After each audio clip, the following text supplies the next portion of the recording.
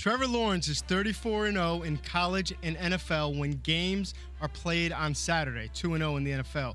Will Trevor Lawrence finally lose a game on Saturday? There is no finally losing the game on Saturday. He will lose the game on Saturday against the Kansas City Chiefs. I understand what he did in college. That's great. This is the National Football League. I understand he played in big crowds. I get all that. This is the National Football League. It's a totally different situation. I love when people talk about what somebody did in college. He's been removed from college for 2 seasons now. This is a totally different situation. They lose. I think that the Jags cover, and I think that I think every team playing this weekend is on. It could be on upset alert. Like, I could see any team winning, including the Jags, and I'll tell you why, Key. It's not just that Trevor Lawrence is playing better. Man, there's something about Doug Peterson. He is able to make lemonade with lemons when he needs to, win with backup quarterbacks, win in multiple places now, turn around a toxic culture. I'm just saying the Chiefs normally don't cover the spread, and it's a 9-point spread, right? So if that's a 1-score game late, man, anything can happen. Are they winning or are they losing, Max? Chiefs are going to win. Okay. Chiefs are going to win. I'm just saying, like, if I'm a Chiefs fan, I'm actually a little nervous about this one. Second down. Giants at Eagles. Earlier this week, Jalen Hurts was talking about his shoulder and talked about having a bounty on him. It's football. I got a bounty on me every week. I go out there on the field, so go out there and just play my game. Whatever happens, happens. How concerning is Jalen Hurts' shoulder in this game? It's a big concern, and he is correct. Every single week he has a bounty out on him because they try to take him out. He's the main ingredients to what the Eagles do from an offensive output. You saw what they look like with him in the lineup. You saw what they look like with him out of the lineup. So his shoulder is a major concern.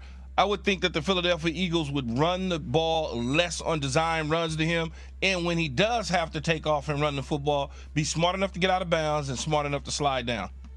Yeah, I mean, the Giants ought to target him when he's a running back, right? When he runs with the ball, as has been said recently, he's a running back. He should get treated like a running back.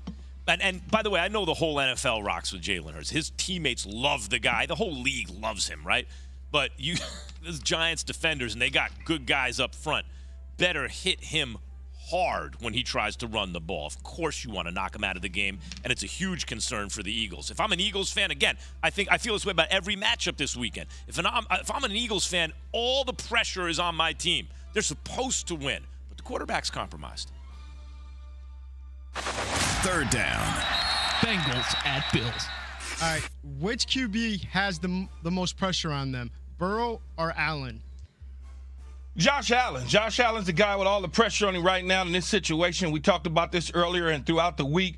Everything that's gone on in the city of Buffalo, where they are now, the opportunity to not have to play Kansas City in Kansas City, but in Atlanta. And on top of that, the hype machine coming into the season. Buffalo was the favorite to go to the Super Bowl. He was the favorite to win the MVP trophy. He's yet to beat Patrick Mahomes. And now he has Joe Burrow up next.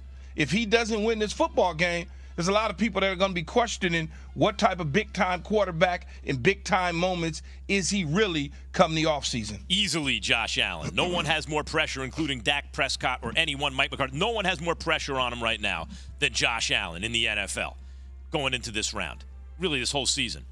I'll say this, though, about Joe Burrow, Key.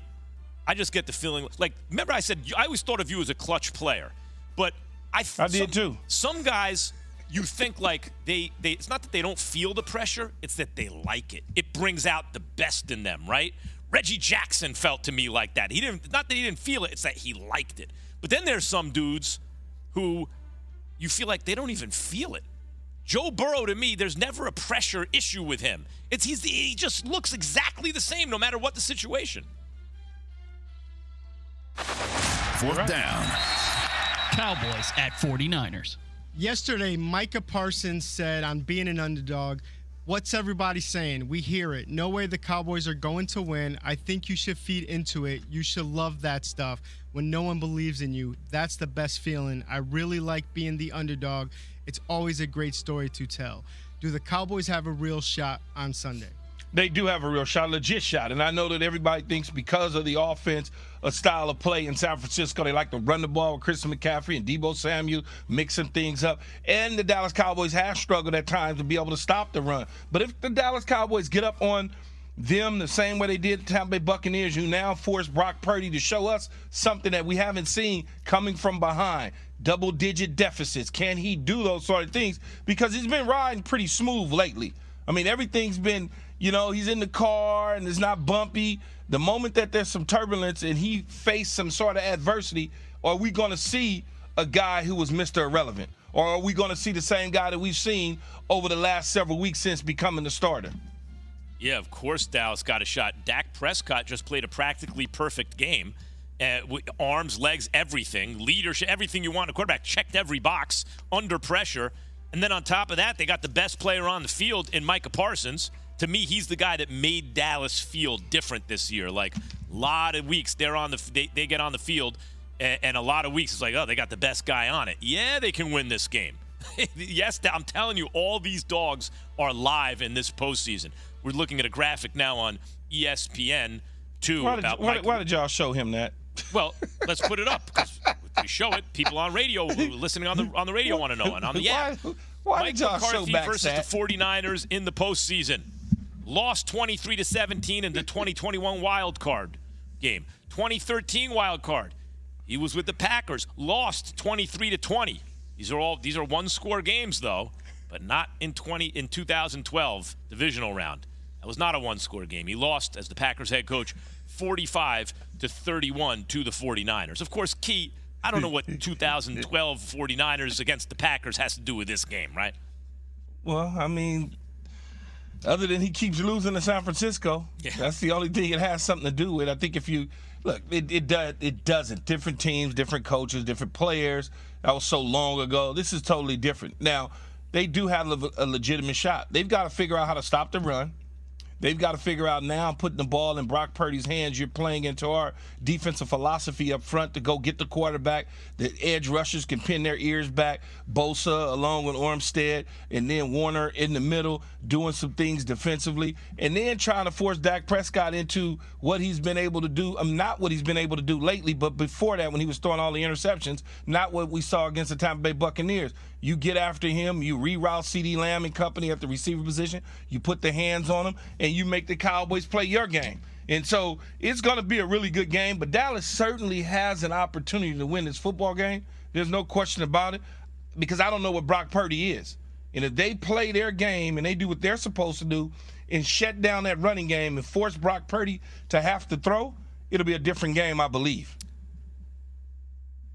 Yeah, this is it will really be a test of Brock Purdy. Like, as you always say, Key, in these situations, a guy like that has to be steady and sound. Not even even if his team is trailing, even if the pressure's on, as you said, from the quarterback commandments from Bill Parcells, throwing the ball away is a good play, right? Like, don't try to do too much. Stay within striking distance, within spitting distance, and then 2 or 3 times a game on third down, you're gonna have to make a play, right?